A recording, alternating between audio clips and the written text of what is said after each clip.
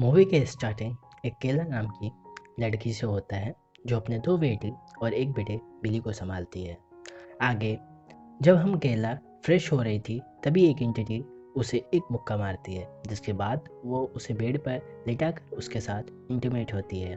उस एंटिटी ने कार्ला के मुंह को कुशन से दबा रखा था, जिसकी वजह से उसकी आवाज़ तक नहीं निकल रही थी। फिर एंटिटी के वहाँ से जाने के बाद कार्ला जोर से चिल्लाती है। उसकी आवाज़ सुनकर बिली और उसकी सिस्टर आती हैं। कार्ला बिली को पूरे घर में छानबीन करने को कहती है, मगर बिली को घर में कोई नहीं दिखता है। जिसके बाद कार्ला बच्चों को सुलाकर बेडरूम में बुक पढ़ने लगती है, लेकिन थोड़ी ही देर बाद बेडरूम में रखी सभी चीज़ें अपने आप हिलकर नीचे गिर जाती हैं। ये देखकर कार्ला को काफ़ी ज़्यादा डर लगता है और वो बच्चों को लेकर घर से बाहर निकलती है। जिसके बाद कार्ला सभी को लेकर अपने बेस्ट फ्रेंड सिंधी के घर पर आ जाती है। वो लोग फिर वहीं रात में सोते हैं। अगले दिन कार्ला सिंधी को सब कुछ बता देती है, जिसे सिंधी सुनकर काफ़ी हैरान हो जाती है।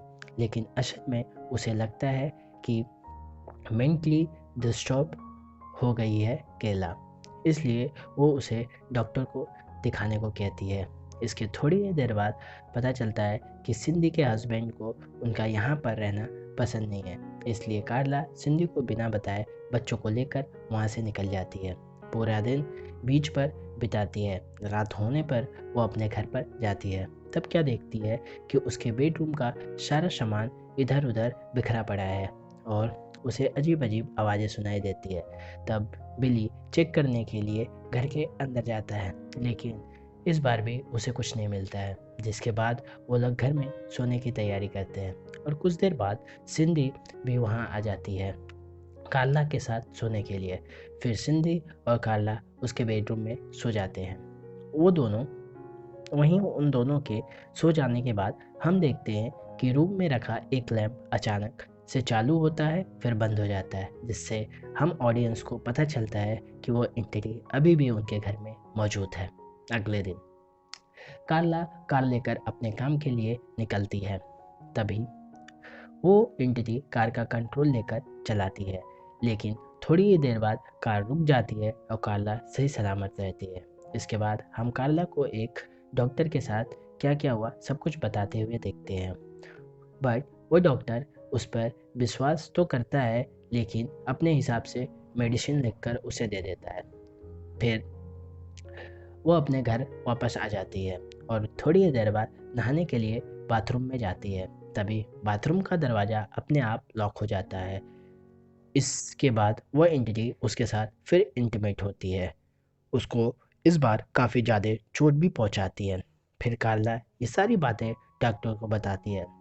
फिर डॉक्टर उसे बताता है कि तुम्हें एक हाइस्टा नाम की बीमारी है, जिसमें लोगों को पास्ट में हुए बुरे एक्सीडेंट की वजह से काफ़ी खतरनाक एल्यूजन होता है, जिसके लिए डॉक्टर कार्ला को मेडिसिन देकर रेस्ट करने के लिए कहता है। इसके बाद जब डॉक्टर घर जा रहा था तभी कार्ला को हॉस्पिटल के बाहर बैठे हुए देखता है, क्योंकि काफ़ी देर से टैक्सी का कार्ला इंतज़ार कर रही थी, पर कोई टैक्सी उसे नहीं मिल रहा था। फिर डॉक्टर उसे लिफ्ट देने के लिए कहता है। फिर कार्ला मान जाती है और वो कार्ला के घर पहुंचता है। फिर डॉक्टर उससे रिक्वेस्ट करता है कि उसका हॉन्टेड हाउस वो देखना चाहता है और कार्ला मान जाती है। फिर डॉक्टर उसके घर देखने के लिए जाता है। फिर हम ये देखते हैं कि डॉक्टर और कार्ला आपस में कुछ बात करते हैं, जिसमें हमें कार्ला के कुछ पास्ट के बारे में पता चलता है, जो कि कार्ला के बचपन में उसके फादर उसके साथ काफ़ी बुरा बर्ताव करते थे, जिसके कारण वो बचपन में ही घर से भाग गई थी और भागकर न्यूयॉर्क आ गई थी। यहाँ पर उसकी मुलाकात मारियो से हुई थी। फिर उन दोनों ने शादी कर ली थी, लेकिन कुछ दिनों बाद एक बाइक एक्सीडेंट में उसकी मौत हो गई। इसके बाद कार्ला का लाइफ में एक बॉब नाम का एक आदमी आया, जिसके बाद उनकी ज़िंदगी में काफ़ी खुशी थी, लेकिन बाद में वो उसे छोड़ देता है। फिर डॉक्टर कार्ला की कहानी सुनकर चला जाता है। फिर कार्ला अपने बच्चों के साथ डिनर कर रही थी, तभी वो एंटिटी उस पर अटैक कर देती है और कार्ला को मुसीबत में देखकर बिली बिली उसे बचाने की कोशिश करता है, मगर वो एंटिटी मगर वो एंटिटी उसे इलेक्ट्रिक शॉक देने लगती है, जिसके कारण दर्द के मारे वो चिल्लाने लगता है। लेकिन जल्दी ही सब कुछ शांत हो जाता है और अगले दिन कार्ला ये सब बातें डॉक्टर को बताती है, लेकिन वो सब कार्ला पर विश्वास नहीं करते। दरअसल उन्हें लगता है कि कार्ला इमेजिनेशन कर रही है और जो उनके बच्चों ने महसूस किया वो और कुछ नहीं बल्कि मास हेलुसिनेशन का एक एग्जाम्पल है। आगे हम कार्ला को उसके करंट बॉयफ्रेंड जेरी के साथ देखते हैं। कार्ला ने जेरी को अभी तक उसके साथ जो कुछ भी हुआ था उसके बारे में कुछ नहीं बताया था। फिर कार्ला अपने घर पर वापस आने पर कार्ला जब अपने बेडरूम में सोने जा रही थी तभी वो एंटिटी कार्ला को सेड्यूस करने लगती है, जिससे कार्ला गुस्सा में आकर रूम के सारे सामान को उठाकर फेंकने लगती है। अगले दिन सब कुछ वो फिर डॉक्टर को बताती है, पर डॉक्टर उसे हॉस्पिटल में एडमिट होने के लिए कहता है, क्योंकि हेलोसिनेशन के चक्कर में कार्ला सुसाइड कर सकती थी और उसके बच्चों को भी उससे खतरा था। लेकिन कार्ला उसके लिए मना कर देती है और हॉस्पिटल से बाहर निकल जाती है। आगे हम कार्ला को सिंधी के घर पर जाते हुए देखते हैं, क्योंकि कार्ला को अपने घर पर जाने में डर लगता है। जब सिंधी अपने हस्बैंड के साथ बाहर जाती है तभी वो एंटिटी सिंधी के घर पर भी आ जाती है और उसके घर पर तोड़फोड़ कर देती है, और ये सब सिंधी और उसके हस्बैंड भी देख लेते हैं। फिर कार्ला को बहुत अच्छा लगता है, क्योंकि उसके अलावा किसी और को भी इस चीज़ पर विश्वास हो गया था। फिर ये सब लोग मिलकर इस घटना के बारे में जानकारी इकट्ठा करने की कोशिश करते हैं और ये लोग बुक स्टोर में जाकर बुक्स में जानकारी इकट्ठा करते हैं।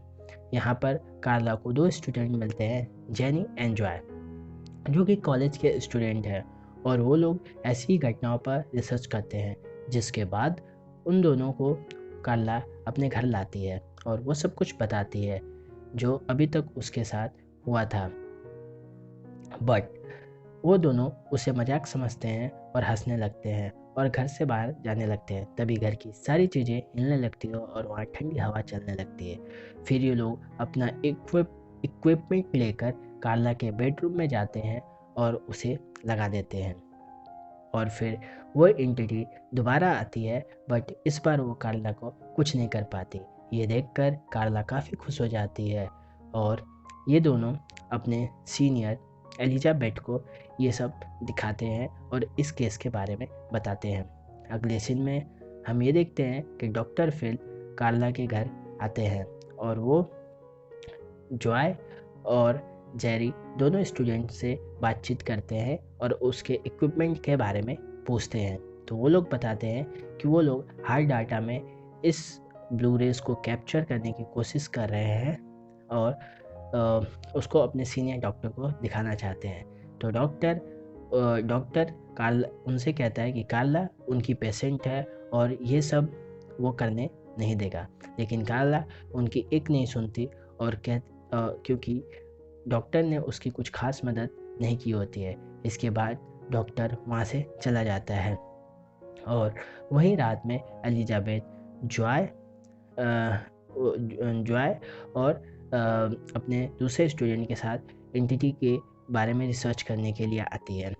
तभी जब वो रिसर्च करती है तो उसे एक ग्रीन लाइट सामने आती है और वो लोग देख के हैरान हो जाते हैं। फिर एलिजाबेथ बताती है कि दुनिया में अलग अलग तरह की रे पाई जाती हैं। फिर जब वहाँ से फिर जब सारे डॉक्टर वहाँ से जा रहे थे तभी वहाँ जेरी आता है, कार्ला का बॉयफ्रेंड।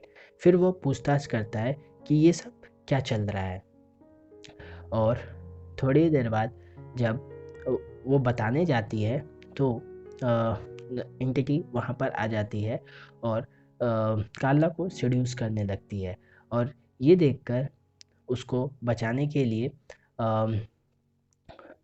उसका बॉयफ्रेंड जेरी जाता है, पर वो अटैक कर देती है और उसे दूर उठाकर फेंक देती है। इसके बाद हम देखते हैं हॉस्पिटल का सीन, जहाँ पर कार्ला एडमिट की गई थी और वहाँ पर डॉक्टर भी मौजूद थे। वहाँ पर सब कुछ ठीक था, बट वहाँ पर उसका बॉयफ्रेंड, कार्ला का बॉयफ्रेंड, उसे छोड़कर वहाँ से चला जाता है। फिर एलिजाबेथ वहाँ आती है और वो कहती है कि हमें एक एक्सपेरिमेंट करना होगा जो आज से पहले कभी नहीं हुआ।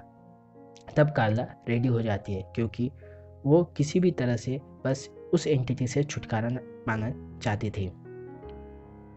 फिर वो अपने एक्सपेरिमेंट के बारे में बताते हैं।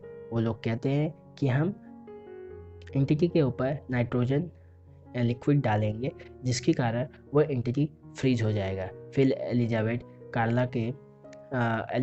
कार्ला को उसके घर की सेम टू सेम कॉपी दिखाती है, जिसे उन लोगों ने बनाया था उस एंटिटी को पकड़ने के लिए, जिसमें एक प्रोटेक्टेड एरिया भी रहता है। अगर वो एंटिटी कार्ला पर अटैक करती है तो कार्ला को उस प्रोटेक्टेड एरिया में जाना होगा। फिर कार्ला आराम कर रही थी, तभी वहाँ पर ठंडी हवा चलने लगती है, जैसे कि वो समझ जाते हैं और एलिजाबेथ के स्टूडेंट भी समझ जाते हैं कि वो एंटिटी आ रही है। फिर जॉय कार्ला को प्रोटेक्टेड एरिया में जाने के लिए बोलता है। कार्ला एरिया में जा रही थी, बट उससे पहले ही वो एंटिटी नाइट्रोजन गैस का कंट्रोल लेकर कार्ला के ऊपर ही स्प्रे करने लगता है, पर वो बच बचाकर भाग जाती है और वो प्रोटेक्टेड एरिया में पहुंच जाती है। पर कुछ ही देर बाद सिस्टम फेलियर की वजह से वो नाइट्रोजन सिलेंडर फट जाता है और नाइट्रोजन गैस कार्ला के ऊपर गिरने ही वाला होता है कि फिर तभी डॉक्टर फिल वहाँ आ जाते हैं और वो उसे वहाँ से कार्ला को बाहर निकाल देते हैं। तब सब लोग देखते हैं कि वो एंटिटी कितना बड़ा है। फिर वो एंटिटी सब कुछ तोड़कर वहाँ से भाग जाता है। फिर इन सब के बाद जब हम कार्ला को उसके घर आते हुए देखते हैं तो हम पहली बार उस एंटिटी की आवाज़ सुनते हैं। वो कार्ला से कहता है वेलकम होम। तब कार्ला ये देखकर वो ना ही वो घर बल्कि वो सिटी भी छोड़कर हमेशा के लिए वहाँ से चली जाती है और इसी के साथ हमारी मूवी खत्म होती है।